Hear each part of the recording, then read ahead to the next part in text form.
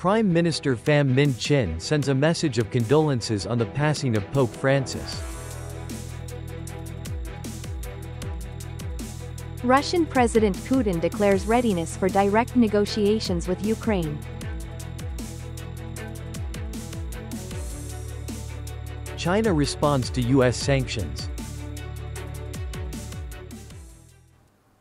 You're watching today's news on NTV. My name is Nguyễn Thị and I will be your guide through today's latest update. Upon receiving the news of Pope Francis passing on April 21, 2025, Prime Minister Phạm Minh Chính sent a message of condolence to the Prime Minister of the Vatican, Cardinal Pietro Parolin. On the same day, Deputy Prime Minister and Minister of Foreign Affairs Bùi Thanh Xuân sent a message of condolences to the Vatican's Secretary for Relations with States, Archbishop Paul Richard Gallagher. Previously, the Pope had been hospitalized for 5 weeks due to a severe respiratory infection. He was later diagnosed with a multibacterial infection that progressed into pneumonia affecting both lungs. Although doctors advised that he needed about 2 months of rest, he continued working until his final days. In his will, published by the Vatican, Pope Francis expressed his wish to be buried in a simple, underground tomb at the Basilica of Santa Maria Maggiore in Rome, Italy, with only one word inscribed on it, his name in Latin. Speaking to reporters from Russian state television recently, President Vladimir Putin confirmed that fighting had resumed following the end of the Easter ceasefire. He emphasized that Moscow remained open to all peace initiatives and expressed hope that Kyiv would show similar goodwill. Meanwhile, speaking to Interfax news agency, Kremlin spokesperson Dmitry Peskov explained that when President Putin referred to the possibility of negotiating over the non-targeting of civilian sites, it implied the potential for direct talks with Ukraine. In response, in his nightly address on April 21, Ukrainian President Volodymyr Zelensky reaffirmed his support for the proposal to avoid attacks on civilian targets and emphasized that Kyiv is ready to engage in dialogue in any form to achieve that goal. Zelensky added that this week's discussions between Ukraine and its US and European partners in London would focus on pushing for an unconditional ceasefire as a foundation for lasting peace. Both Russia and Ukraine are currently under pressure from the United States, as President Donald Trump and Secretary of State Marco Rubio issued a joint warning on April 19 that Washington could withdraw from the negotiation process if Moscow and Kyiv fail to show clear progress in the coming days. According to a statement from the Chinese Ministry of Foreign Affairs, China has imposed sanctions on several U.S. lawmakers, government officials, and leaders of non-governmental organizations over issues related to Hong Kong, China. The sanctions were imposed in response to the U.S. sanctioning 6 Chinese and Hong Kong Special Administrative Region officials last month.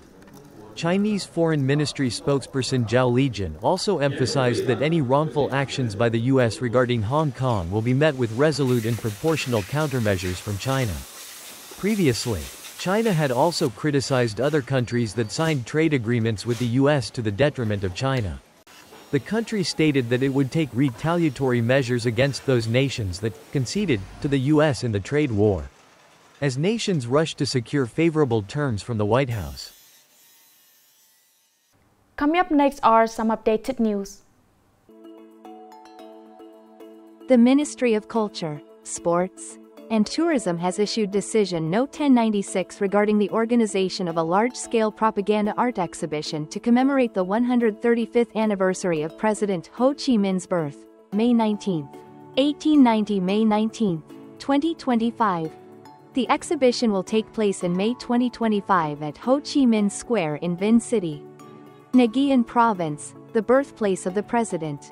This event is organized by the Ministry of Culture, Sports, and Tourism to honor the life and revolutionary career of President Ho Chi Minh, as well as to express the deep gratitude of the Vietnamese people and international friends towards him.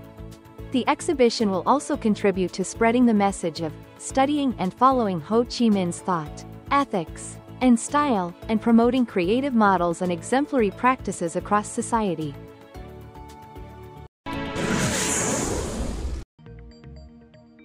Recently, the Ministry of Health and the Ministry of Public Security held a meeting to discuss increasing penalties for food safety violations.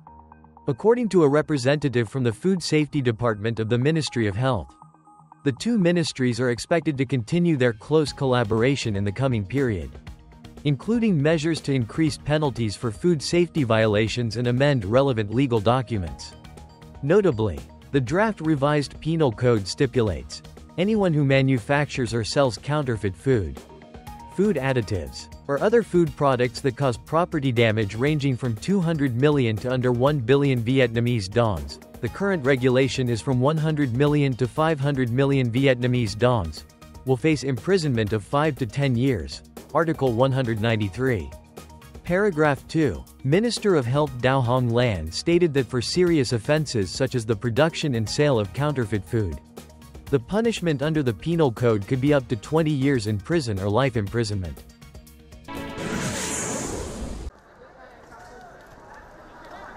This year's April 30th to May 1st holiday lasts for 5 days, leading to a significant increase in demand for air travel.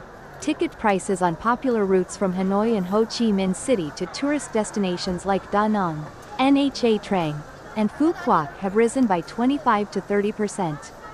With some flights nearly sold out. Flights during peak hours from Hanoi have an average price of around 4 million Vietnamese dongs per one-way trip. While from Ho Chi Minh City, the price is about 3.6 to 3.7 million Vietnamese dongs per one-way trip. Despite the high ticket prices, flights at Noi Bai International Airport are still fully booked, with an estimated 600 flights per day expected during this holiday period.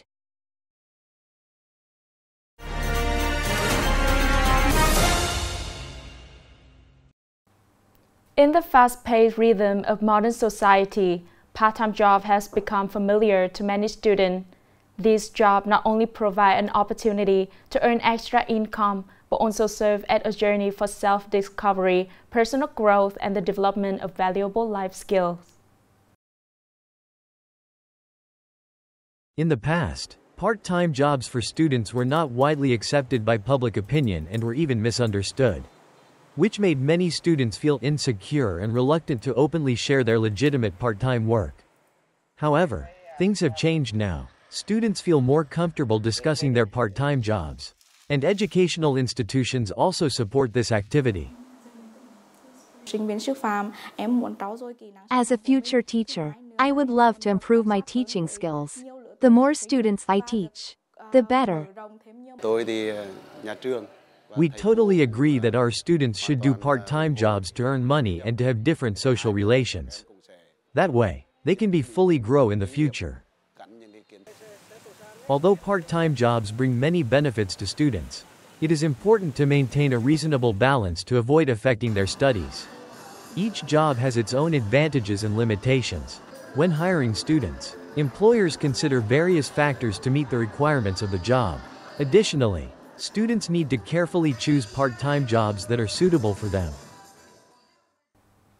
That is the end of today's news. Thanks for your watching and see you next time.